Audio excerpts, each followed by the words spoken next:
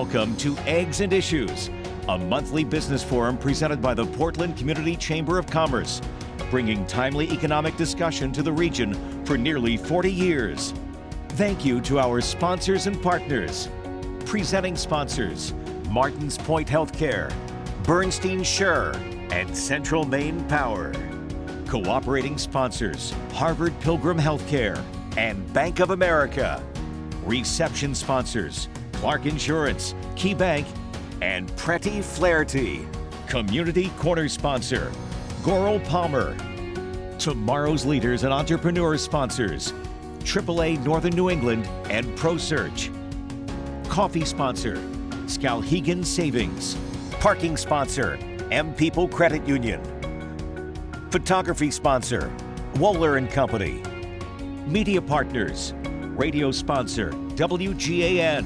Print sponsor, Maine Trust for Local News. TV sponsor, WMTW Maine CW. Business news sponsor, Maine Biz. Venue partner, University of Southern Maine. And thank you to our special community partners, Anthem Blue Cross Blue Shield, Kennebec Savings Bank, MEMIC, Spectrum Healthcare Partners, Southern Maine Community College, and the University of Southern Maine. And now, please welcome Portland Community Chamber President, Mary Costigan.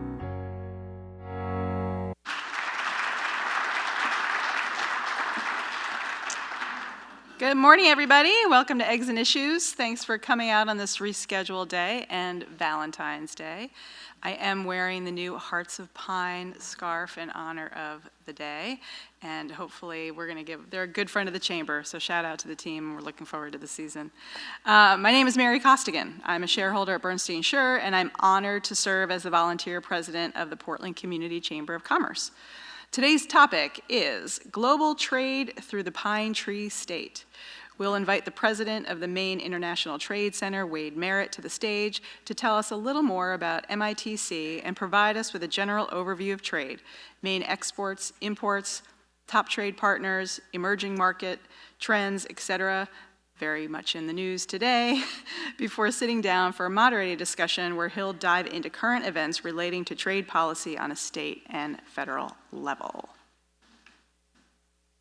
Before I invite Wade to the stage, I wanted to thank all of our sponsors of Eggs and Issues who make this event possible for the entire season. Without our sponsors' support of Eggs and Issues, the Chamber could not deliver the high-quality speakers, panels, and presentations you've come to expect. So thank you to all of our sponsors. Thank you. I'd like to extend a very sincere thank you to our special community partners. These businesses and organizations support not just Eggs and Issues, but the over 70 events that the Portland Regional Chamber of Commerce puts on throughout the year. Now, speaking of events, we have a very exciting event taking place here at USM in March. In honor of Women's History Month, the Chamber is hosting its We Rock Women's Awards event at USM's McGoldrick Center. The McGoldrick Center is the new student center that's just right across the street, the new one with all the glass and the wood out front, so you can easily find us. It's going to be on Wednesday, March 19th from 4:30 to 6:30. The awards recognize women, but all the attendees can be anybody you would like, so please come. Following a very successful inaugural event last year, this event is a great opportunity to network and celebrate award-winning female professionals and organizations who empower, inspire, and unite the Portland region. Keep an eye out for our award winner announcement next week. I got a little sneak preview, and it's a really great group of ladies, so come on out. Now on to our community corner. At each Eggs and Issues, we highlight a local nonprofit that's making a positive impact in our community. Today's community corner is the Center for Grieving Children. The Center for Grieving Children is a nonprofit organization that provides a safe space, loving peer support, outreach, and education to grieving children, teens, young adults, households, and the community. Programs and services include bereavement peer support groups, tender living care support groups for families dealing with life-altering illness, and intercultural peer support for children who are new to the country and have experienced collective loss and trauma. These services are always free and available for as long as they are needed. In addition to supporting children and families, they offer trainings for businesses and agencies to help their employees navigate difficult times in conversation around change and loss. One sentiment that the center goes by is where there is change, there is loss, and where there is loss, there is grief. With services in Portland, Sanford, and virtually, the center provides services at no costs that are led by dedicated and highly trained staff and volunteers thanks to the generous support of the community. If you're interested in volunteering or providing support of any kind, please talk to them. They're here with us today. They have the table outside, or you can email them at volunteer@cgcmaine.org. In addition to their volunteers, the Center for Grieving Children feels grateful to work with a very robust group of corporate partners who allow their programs and services to continue to grow. As I mentioned, some of the members of the Center for Grieving Children are here with us today. Could you please stand and be recognized so you can be found later?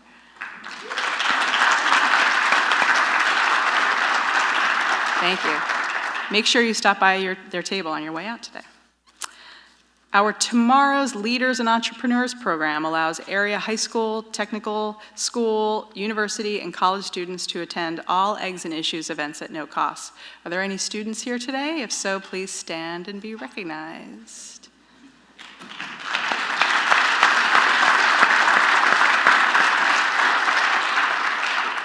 Thank you for coming and waking up early. I always appreciate it. A quick reminder that complimentary parking is available for all who attend today. There are QR codes out in the lobby. If you need any assistance, reach out to someone else. One of us. I can help you too. I've done it. I'm a pro. You can ask me. You can track me down. I'll help you. Now on today's program, I would like to welcome to the stage President of the Maine International Trade Center, Wade Merritt.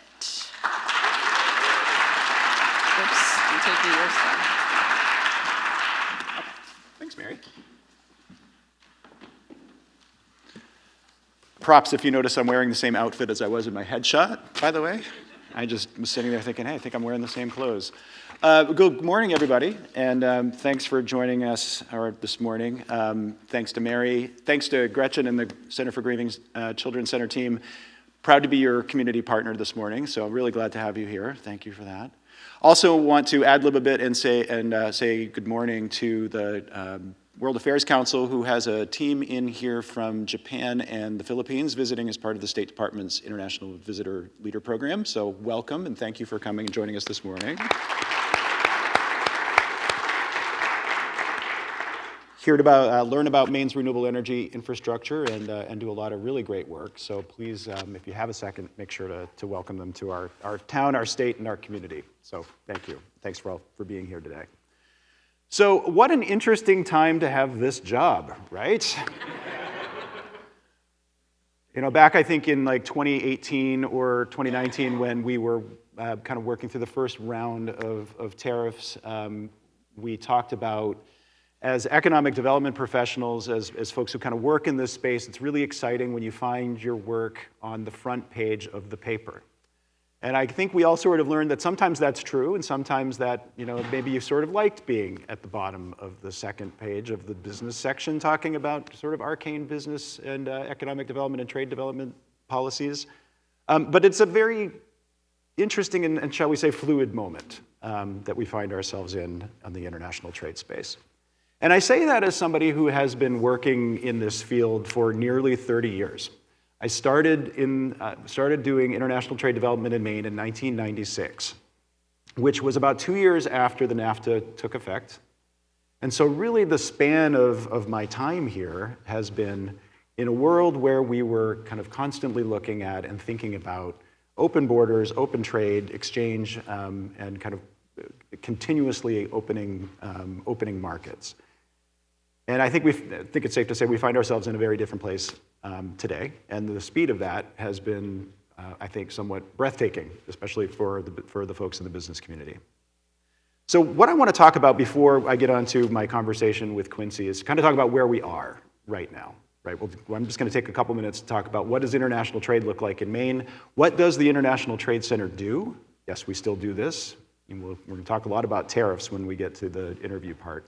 We'll talk about what the Trade Center does and what it does for the business community, and then we'll move on into the discussion part of the day. So what the Trade Center was we were created in 1996 with a simple goal, which was to enhance the global competitiveness of Maine's business community. What that looked like and what that has looked like over time was to talk about export development. So if you're a company, we're going to help you figure out how to take your product, put it in a box, ship it to another market. That's kind of where we started. Over the years, that's expanded. We've talked about service providers. Okay, so you're a school. I see some friends in front. You're a school. And we want to make sure that that school is able to promote its ability to take international students. Or you're an engineering firm, or you're a telecommunications firm, or you are a law firm. How are we making sure that you are able to participate in global opportunities, either by actually going to the market or by helping companies that are coming here? We've worked a lot in investment attraction. How do we welcome international companies to our business community in Portland, but also all across the state? And now we're finding ourselves in a place of how are we making sense of a rapidly changing trade environment? Right? We have always worked with exporters and importers. What we're finding, especially over the last few months, is that the import side of that equation is becoming quite important and quite a lot more publicly important. Companies have global supply chains. They are buying from everywhere, whether they are internationally active on the export side or not. A lot more of them are engaged on the international side on the supply chain end. And that is kind of where we're seeing, I think, the unease, let's say, in the business community. And so we're talking a lot these days about how are we preparing those companies, how are we able to help them address some serious issues with their own resilience.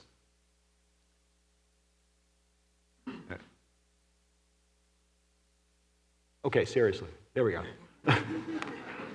You know, the funny thing is Rachel came up to me beforehand and she goes, there's 2 buttons on this. One is to the left and one is to the right. And I said, yeah, I got that. Yeah, okay. All right, anyway. The message that I want to send, the message that we're giving to our business community, though, is that the rules change, but MITC's role remains the same. We were set forth in the mid-90s as to be the vice president of international for every small business in the state. And that, as I mentioned, really meant export development at the beginning. Where I have taken us, or I think over the last few years, has been to say, be out among the business community and ask them, what do you need from us today? Because what you need from us today is not necessarily what you needed from us 2 years ago and what you may not need from us now. And what the companies are telling us right now is help us figure out what the supply chains and what our manufacturing world is going to look like in this very changed environment. So we're doing that through answers, like we all have always done one-on-one business counseling, a lot of sense making of, okay, here's what this means, and here's what we think this means for your business and how you might want to think about addressing it, and counseling. In a very uncertain environment, sometimes that just means being being the ear on the other end of the phone so that people can call you and ask you a question and say, okay, you know, so that we can say, well, we don't really know yet, but let's try to figure this out together. And I think that's really the role that our team has been playing and playing extremely well over the last few weeks. We are a public-private partnership. We're actually part of the Department of Economic and Community Development. I am a state employee. I'm a director within DECD that works for the commissioner. My teammates, I've got several of them here, are employees of a nonprofit. So we have a public-private partnership, which is supported by state government, as well as a membership base of about 300 people, very similar to how the chamber here does that. I did it once, let's see. There we go. Our members include 300 manufacturers, service providers, educational institutions, industry associations, other economic development partners, all over the state of Maine. No big surprise, most of them you will find here in Cumberland County, but they are in all 16 counties, all corners of our state. They represent 20 different industry sectors. And what I like to remind people about the state of Maine is we are a state of small business. Our international business community reflects that. 70%, right? Is it 75%? 75% of the companies that we work have less than 25 employees. Yes, LL Bean is doing a lot. Yes, IDEX is doing a lot. Yes, the big companies that you would expect to be doing a lot are doing a lot. But there are a lot of very small companies that you don't necessarily think about on a daily basis. Those are the people that we find ourselves working with. And why? So I mentioned that we're about a 30-year-old organization. Why international? Why does this matter? This is an important component of our economy. I mentioned there are big businesses doing it, but there's a lot of small ones too. Some numbers just to kind of give you some context here about why international matters to Maine. We export about $3 billion of what we make here. About half of that goes to Canada. About 170,000 jobs in the state of Maine are somewhat related to international trade. This is either directly manufacturing jobs or they are service providers, transportation, lawyers, people who are engaged at some point in that transaction. Almost 40,000 Mainers work for a company that is owned internationally. Those two, you can't add those two together because obviously we have international companies that are doing exporting. But it gives you a good sense, I think, of what this means. That is 1 in 5 jobs in the state that are somewhat related or are somewhat trade dependent or dependent on our export numbers. It's an important piece of the state's economy. Where are we doing this? These are our export numbers. I don't think it should be any big surprise, and you're going to hear, when Quincy joins me up here on stage, you're going to hear us talk a lot about Canada. Half of what we export goes to Canada. The rest of it goes to the other 164 markets that we do business in. We are trading in pretty much what you would expect us to be trading in. Our leading markets, our leading industries that are traded are in the natural resource-based industries. It's the seafood industry, it's the forest products industry, but it's also things like aircraft parts. It's diagnostics and life sciences. It's small niche manufacturing that supports other industries in other parts of the world. It's a very broad scope, but it does tend to focus on the natural resources. Everybody asks me, why are we doing anything in Malaysia? Malaysia is Texas Instruments, almost exclusively. They're sending a lot of export, they're sending a lot of semiconductors from their plant in South Portland to Malaysia for further assembly. The rest of it, I think, here doesn't really ever surprise anybody. It's Canada and most of the major markets of the world. On the import side, thank you. On the import side, this is what the import picture looks like for us. And this is, I think, really where the story lands for Maine right now when you're hearing about the trade policy moves. Obviously, we're concerned on the export side about retaliatory tariffs and the potential loss of markets, or at least increasing difficulty for Maine companies trying to get into international markets. This is sort of where the rubber hits the road for a lot of the trade policy moves that you've been hearing about over the last couple of weeks. I would also note this is only what is directly imported to the state of Maine. This would not include things like if you bought steel from a reseller who's based in Maryland. That would not show up in this. This is just what comes directly over our borders. And again, you're going to see Canada dominating at 4.7 billion of the 6.7 that we do here. That is very highly energy dependent. One of the numbers that we've kind of been talking about a lot is 80% of our gasoline, 80% of our heating oil, 90% of our jet fuel is imported from the Irving refinery in St. John, New Brunswick. And you see that reflected very, very, very strongly here in the numbers. So when you hear us talking about, we have concerns about energy with the concept of a 10% duty being put on Canadian energy imports in the United States, that has very real consequences when you think about, when you see it in real numbers here on the screen. So I mentioned that the Trade Center does our work, and we'll start to ease ourselves into the Q&A part of this. Just to kind of give you a sense of how the Trade Center does our work and what we're doing with Maine companies currently. And I mentioned we are sort of, I wouldn't say we're pivoting, but we're certainly adding a lot more counseling around supply chains into the work that we're doing. So have that in mind here. We work really in kind of 5 major project areas. This is the biggest one, right? This is the one that we go in with go in, sit down with the company, help assess their needs, do research, and come up with a good answer and a good solution for the problems that they have. This is really the backbone of the work that we do. And that's what, honestly, we're the most proud of. It's what the bulk of our team does is go in and sit down with companies across the state and help them solve problems. You can see here the frequent topics, and tax and tariff rates is up there. That's in, I think it's in alphabetical order of kind of the top ones. That's probably about where it sits, honestly, though, as far as how often we do this currently, like maybe third or fourth. Most of the time we're just answering questions about how do I get into a market. I expect that's going to kind of shoot to the top based on the volume of calls that we've just kind of gotten over the last month. But we are in the world of export development, so we are working with companies to kind of help do market development and figure out where they want to export and how they need to get there. That's really, as I said, the backbone of what we do. The Trade Center also has a small pot of funding that we use to support businesses called the STEP program. This is under the US SBA. Yes, this is under review. We've had this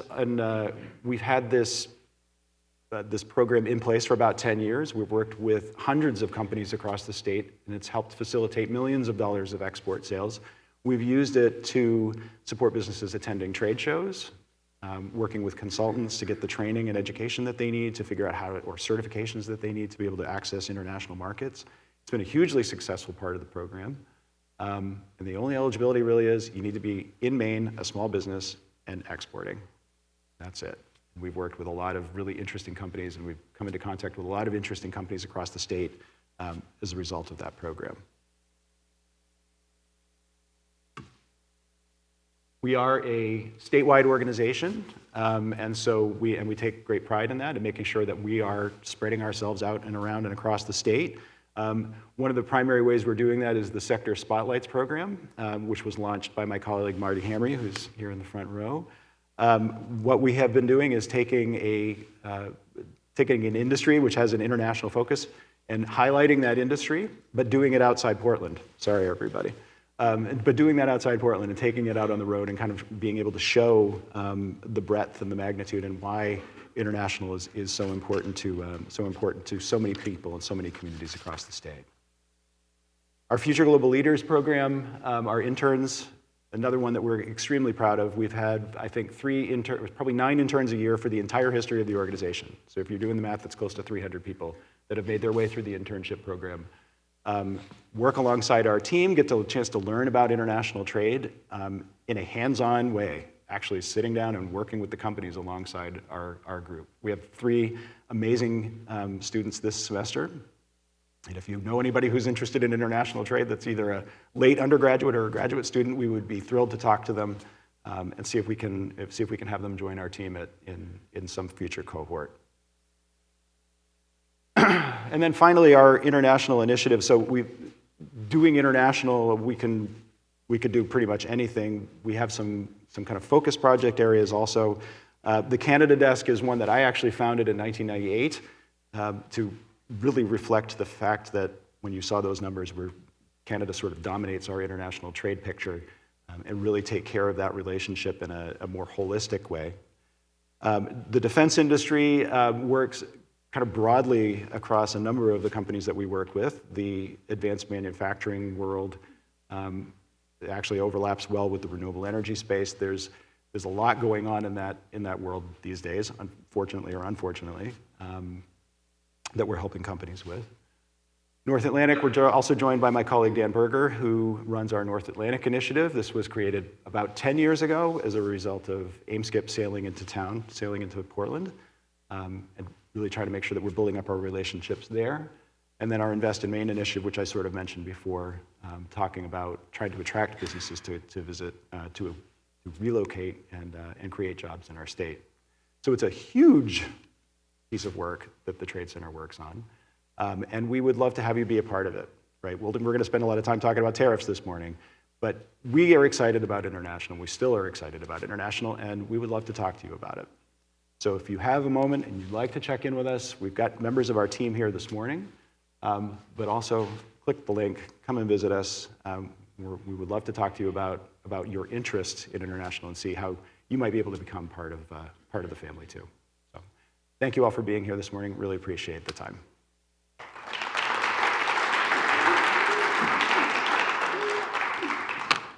All right, Quincy, what are we going to talk about?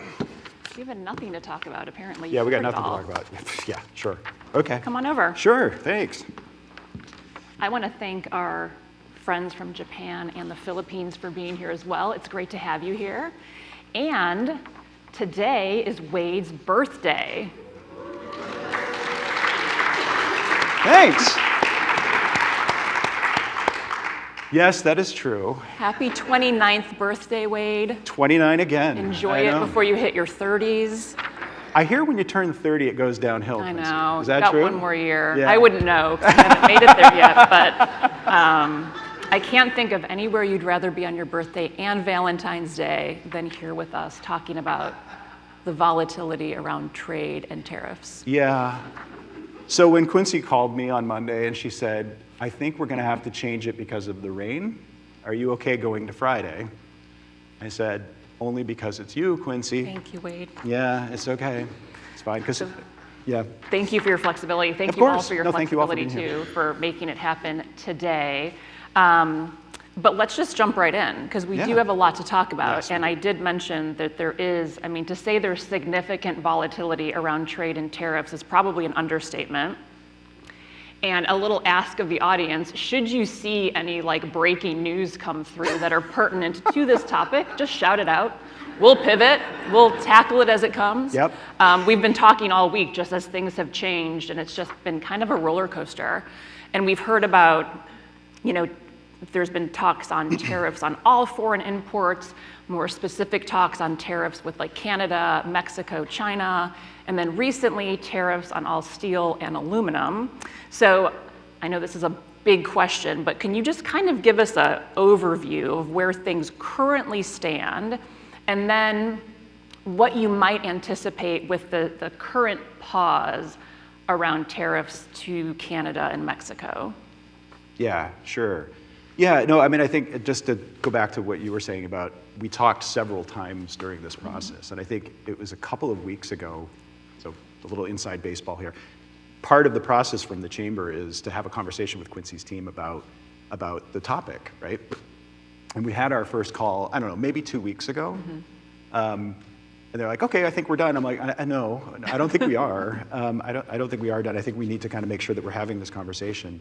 And I use that sort of as a wind-up to say, all of the things that I'm going to put on this list happened after we had that conversation, right? So, I mean, I think that's kind of really kind of telling. I mean, some of it was out there. Like we were talking, there was, I think the president had said right around the inauguration, we would be looking at that 25% tariffs on Canada and Mexico.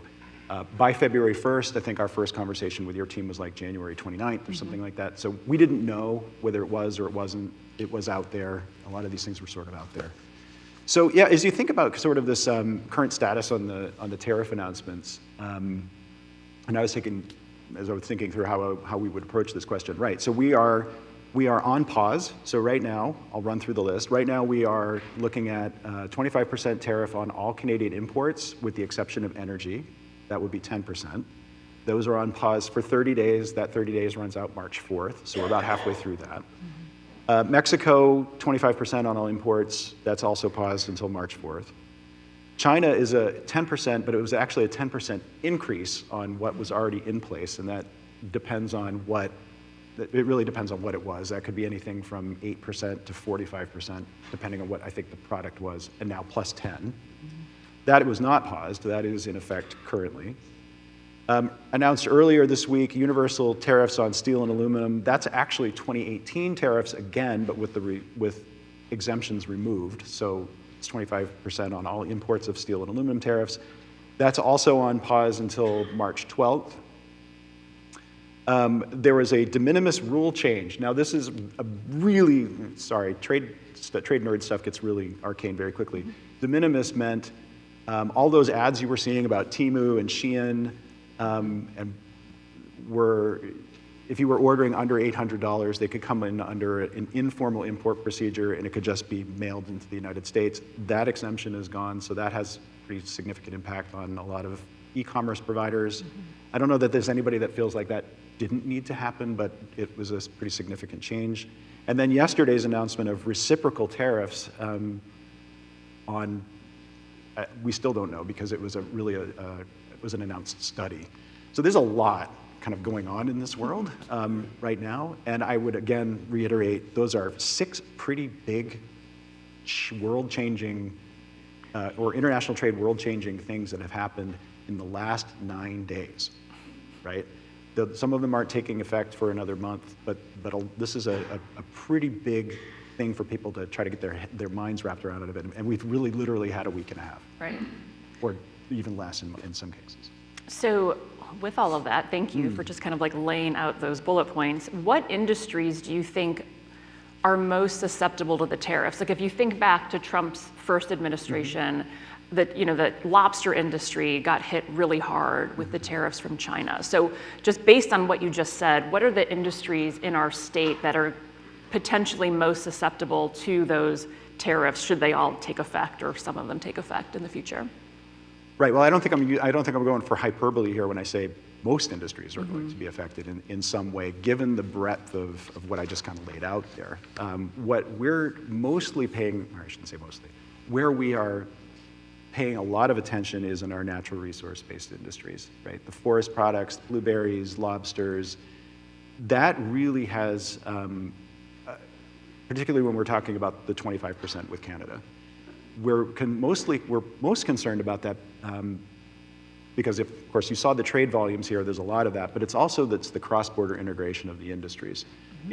We make things together. That has been the way that the continental economy has grown over the last 40 years, really over the course of my career. The reason I mentioned that 1994 thing, like we've been talking about free trade within North America since the late 80s. And our industries reflect that. So you have a Canadian mill that's cutting Maine wood. You have Canadian lobster processors that are buying U.S. product, bringing it back to Canada at certain times of the year. Blueberry industries, two major players are a Maine-based company that has an operation in Prince Edward Island and a Nova Scotia company that has an operation in Maine. To say that the economies are intertwined is probably the most apt way of kind of describing it. And so trying to figure out how to navigate a 25% tariff in that environment is a challenge. And honestly, it's the one that we've spent a lot of time talking about. But it really sort of ripples down through it. I mean, when you're talking 25% more for steel and aluminum, that's every manufacturer, whether you're international or not. If you're talking about causing economic disruption in the Canadian market, actually that causes a decline in the value of the Canadian dollar, which affects the tourism industry. So it really has potentially broad effects. So we're paying attention to natural resources, manufacturing, and then trying to keep an eye on what are we not expecting, right? What are we not going to anticipate? I think what I've learned over the last few weeks, and we were talking about this yesterday, and it goes to what you just said about how tied Canada and the US are in terms of like taking something and making it into the final product. So whether it's a potato, right. We talked about the potato crosses the border, I don't even know how many times before it turns into a French fry. Right. Christmas trees are another example where, it may start in Maine, it crosses the border, it grows, it gets harvested, it gets brought back, and then it gets shipped back over. So just thinking about the tariff implications when the product's going back and forth and back and forth. Right. It's kind of wild. Right, and I think where it's most where kind of nationally we're seeing the most acute pieces of this is in the auto industry, right? Where a car crosses the U.S.-Canadian border 7 times before it's completed, and there's questions about, is it 25% every time? Because if it's 25% every time, then as you and I were talking about, you're up to 400% in tariffs before the cars even hit the lot. Right. So right. Lots of things that would need to be figured out. Right, and we're going to talk about the auto industry in a minute too. One other, kind of offshoot of all of this, which is like kind of an indirect potential impact, is the impact on Maine tourism. So we've already been hearing about, Canadians boycotting Maine, not coming to Maine for the summer. We also are up against like the weakening Canadian dollar. It's already weak compared to the US dollar and may only go weaker depending on what happens with tariffs. Like, how significant do you see this risk, and what is that tie between like trade and tourism? Do we have any economists in the room? Nobody that'll admit it. Okay, good. That means I can pretend that I know what I'm talking about when I talk about exchange rate volatility. Good. No, just kidding. So I think a couple things at play, right? Certainly from following the Canadian press, there is a stirring of Canadian nationalism that, because of this, that I think has kind of really surprised people. I mean, we all kind of have our perceptions of Canadians, and they're nice people, but they are proud, and they are proud of the relationship they have with the United States, and they are taking this personally, very personally. And you have the Prime Minister, I think, coming out on February 4th or February 5th saying, don't travel to the United States. I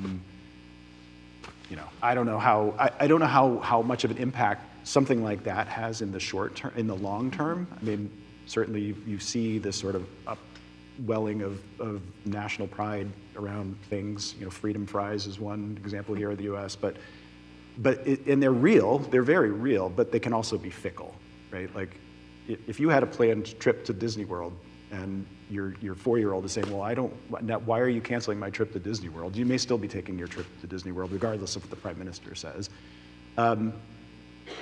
So there's some real impacts there, but they're fickle, right? The one that I'm mostly paying attention to is the value of the Canadian dollar. Mm-hmm. It took an absolute beating on February 4th when it looked like this was going to happen. Mm-hmm. It dropped to, I think, 65 cents against the US dollar.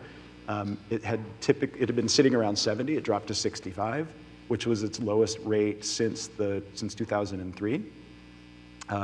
That's where it starts to hit the road of people's wallets and says, maybe we can't afford that trip to the US, or maybe it would just be cheaper to stay home. That's at about that 65 cent level. That's about where people start making different decisions, and that has way more to do with sort of the overall economic environment than it does the political. I mean, once Canada becomes the 51st state, none of this really matters. Quincy, I just had to say it. I know. This is the world we're living in. It's kind of like. I know you can't say it, I can say it. So, with that, let's talk about business confidence. So something that I've said probably 1,000 times is businesses don't just want, but they need predictability, right? They need to know what are the rules and regulations that they're working within. They need it for planning purposes. They need it when they make investment decisions. Right now, we don't have really any predictability. So what are you hearing from businesses around just like what's their thought process planning into the future, and how is it impacting their decision to make additional investments, if they're even going to make additional investments? Yeah, really good question. I mean, I think the predictability factor is a huge one in all of this. And so just a little side note, on the 4th, which was the day that the tariffs were originally going to be announced, the ones against Canada and Mexico. I had 2 media interviews that morning. I had one at 7:30. I don't know what it is about early morning and talking about tariffs and me, but anyway.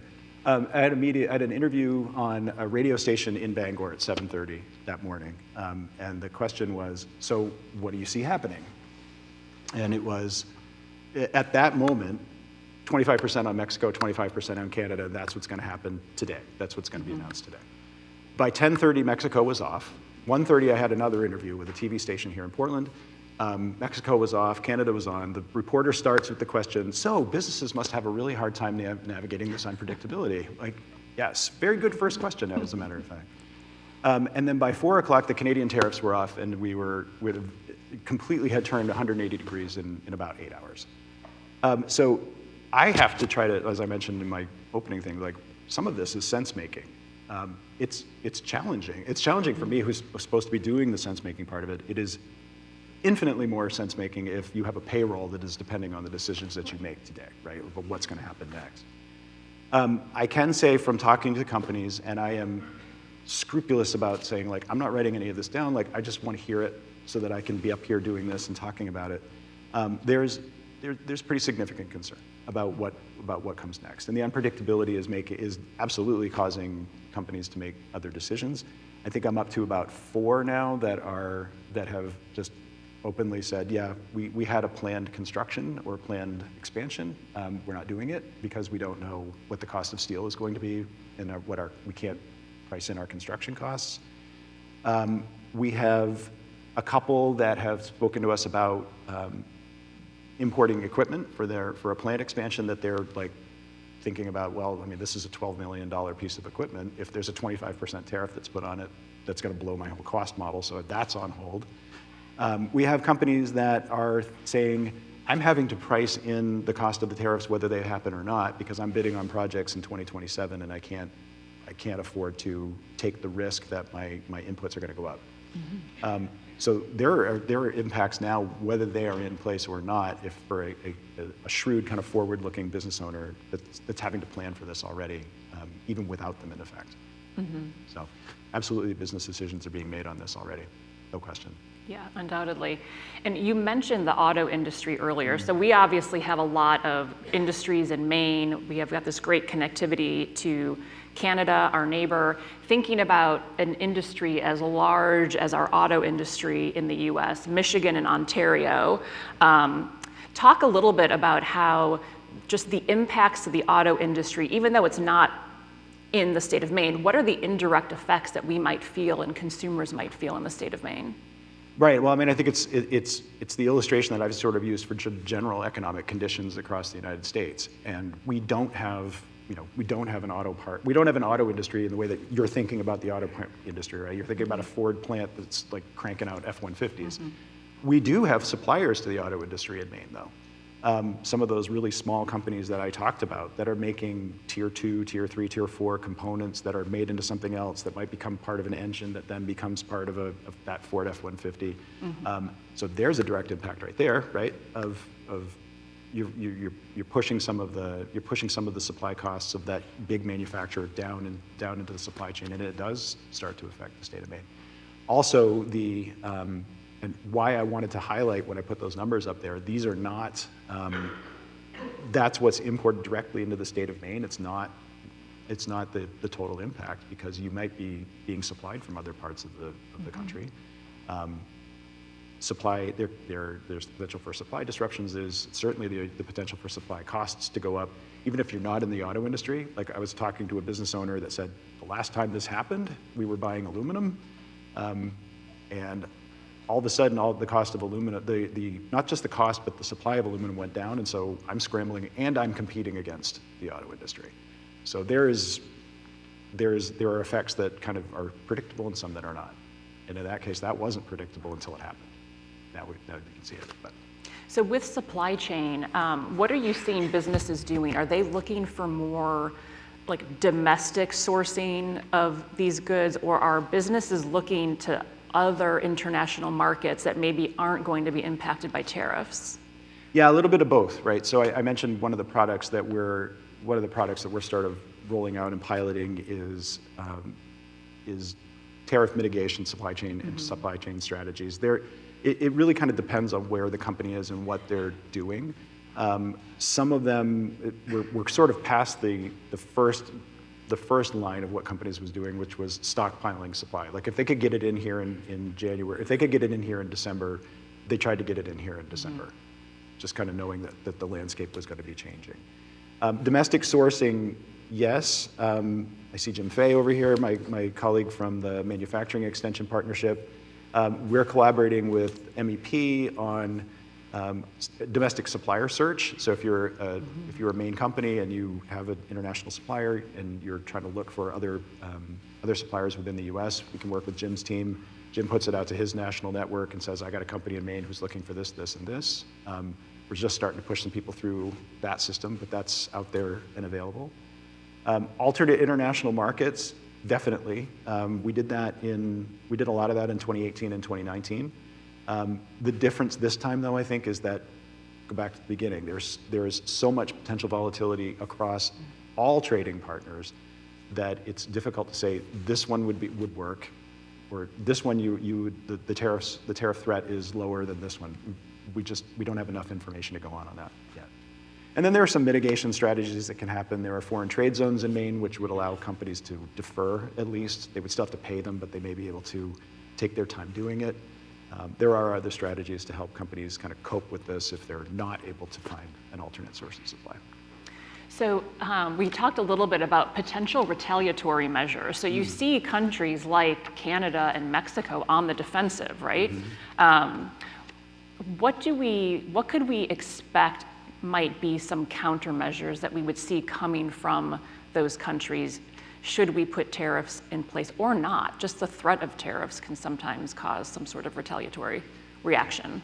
Right. Yeah. I mean, and I think I think you've started to see the kind of the big ones that you would see. Retaliatory tariffs. That's kind of the one that would be the quickest one, and the one that everybody sort of all quickly moves to is retaliatory tariffs.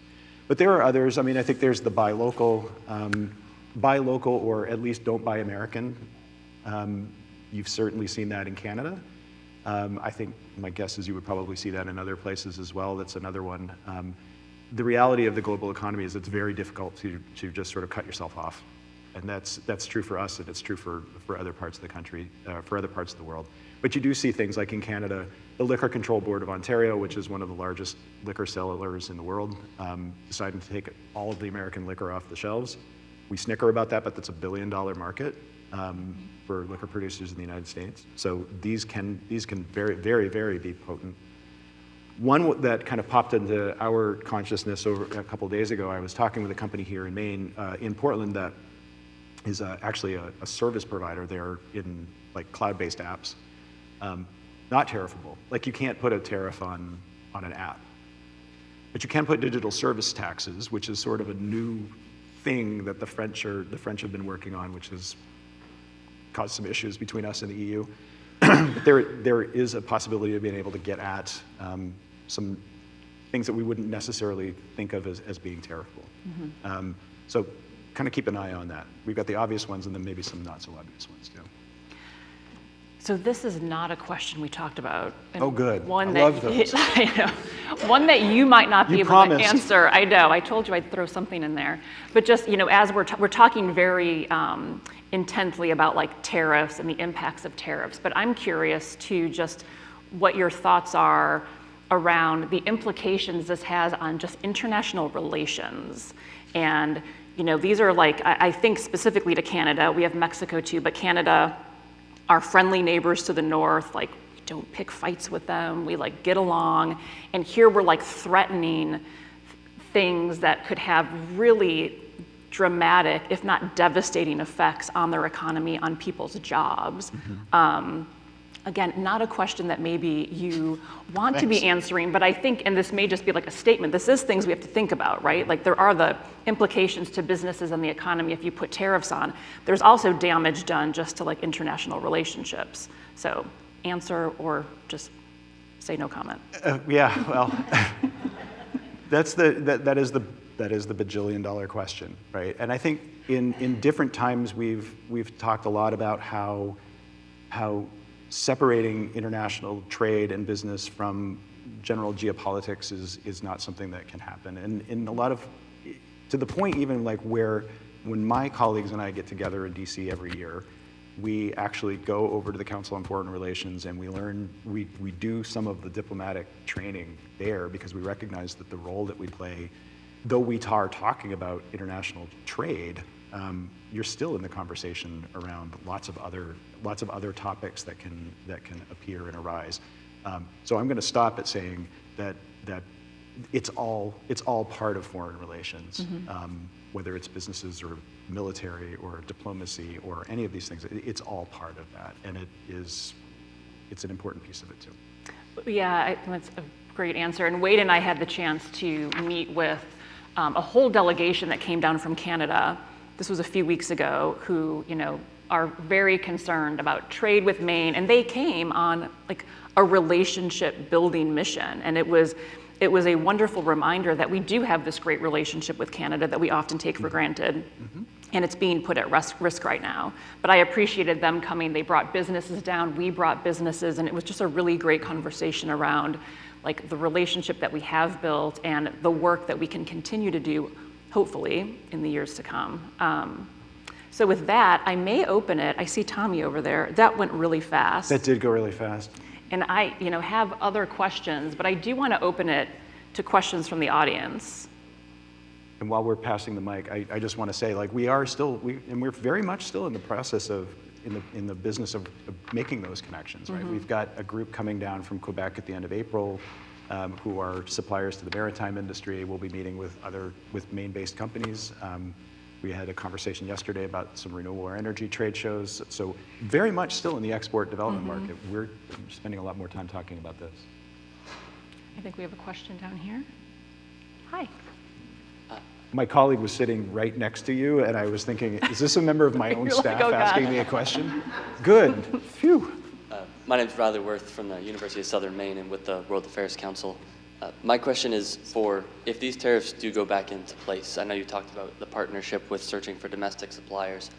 What does the problems look like if those domestic suppliers have higher prices, right? We're using American labor, American products. What does that end result look like? What conversations are you having with businesses for, you know, you bought that part for 10 cents before from China, you're getting it from South Carolina now, it's 50 cents. What does that do to their pricing problems, their infrastructure problems? How many employees can they have? Just your thoughts on that. Thank you. Right. So I mean, I think that's the question, right? And this has always been a push-pull when it comes to trade, which is this is a push-pull when it comes to trade, which is the consumer versus the producer. I think what happens is what you've described, right? The tariffs in some way starts to put a floor under the price. But what we can do, and I think we didn't really kind of get into the offensive strategy about like what should we be thinking about doing from a policymaking standpoint, is trying to find a way to get that South Carolina producers' costs down as well. There's other ways to do this. Like I kind of talked about, tariff mitigation strategies, duty drawbacks, foreign trade zones. There's ways to do that. There are other ways in which a business may be able to find a way to cost savings. There can be investments in better technology, investments in worker training to try to increase productivity, to try to get the per unit price down. We certainly have been paying close attention to that, because when I mention our mission is sort of global competitiveness, you still kind of need to be doing that to be globally competitive on the export market as well. My guess is that's what you start to see is investments in the American manufacturing base that starts to bring those per unit costs. But yes, in the short term, it will cause a rise because the tariffs will tend to put a floor under the per unit.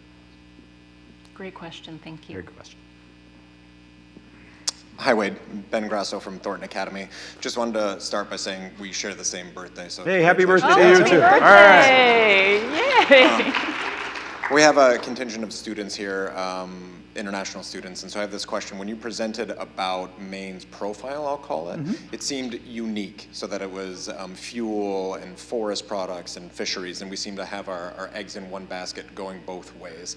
So I'm curious if there are other states, provinces, regions, or nations that you interact with or would think about that have a similar profile of those like really focused. I know you're going to say I'm trying to grow when we have been growing for 40 years, all right? But those three. I didn't say that. But might. Yeah. Right? I'm just curious, do you work with other states, provinces, regions, or nations that seem to have a similar profile of import-export businesses? Does that make sense? Yeah, it does, and I'm always reluctant sometimes. I wanted to put the big numbers up there to kind of give a sense of the scale of international for Maine. The truth is, I mentioned, we work with small businesses all over the place. We actually don't do a lot with some of those big hitters, right? We're not really tightly engaged with the forest products industry, except when we start talking about like development of new technologies. So when you ask like where are we doing our work, we're doing our work in places like Iceland, the Nordics. We've done some work in South America. We've done some work in Northeast Asia. We're focusing on industries that kind of need the help. Part of the reason why we haven't done a lot of work with forest products is because the paper industry, frankly, didn't really need us to help them export more paper. We're doing work with food and beverage, life sciences, some of these kind of new technologies around forest and marine, small manufacturers in the defense industry, renewables, in some kind of different markets, which don't always show up in the trade numbers, which is why sometimes I don't like to do that presentation to talk about it, but that's really kind of where our work has been. And I'm really glad to see our international students here. We have an international student program. we actually have done a lot of work with Thornton to help get the program set up, so it's wonderful to see some students here. So thanks for coming, and happy birthday to you too, Ben. Yes, happy birthday. We've got time for one more question right in the middle here. Stephen McHale with LaValle Brenzinger Architects. You mentioned earlier that tariffs have been put in place 2018, 2019. Just wondering if there was anything that was learned that time round that could help offset the impacts that we're all about to see this time round. Yeah, good question, and one that we've gotten there that sort of fed into, and if you visit our website, I don't know if it's up there or not, but if you visit the website, we've put together a resource guide for companies that are trying to figure out how to navigate all of this.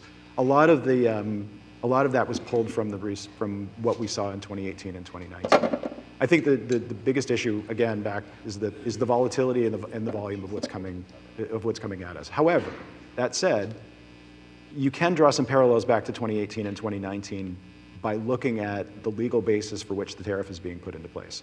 So I'm assuming in your line of work, you're concerned about costs of steel, construction.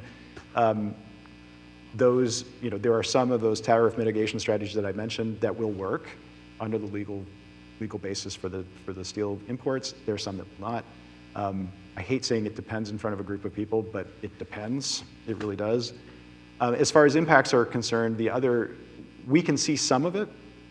The biggest problem when we look at the data, however, is that between June of 2018, when the Chinese retaliatory tariffs took effect and we first started to feel it here in Maine with the lobster industry, between that June of 2018 and March of 2020, when the world shut down because of COVID, I've got about 18 months of data to be able to tell you this is what happened because of the tariffs the last time. And then it gets overwhelmed with the tsunami of COVID, and it's impossible to see. But there are some learnings that we had. I'm happy to talk with you about it. We could spend hours. I mean, this is probably a master's course that we've tried to condense into 40 minutes. So. Well, this was great. Wade, thank you for being here. I appreciate you coming on your birthday. Happy birthday, happy birthday. Thank you. Thank you.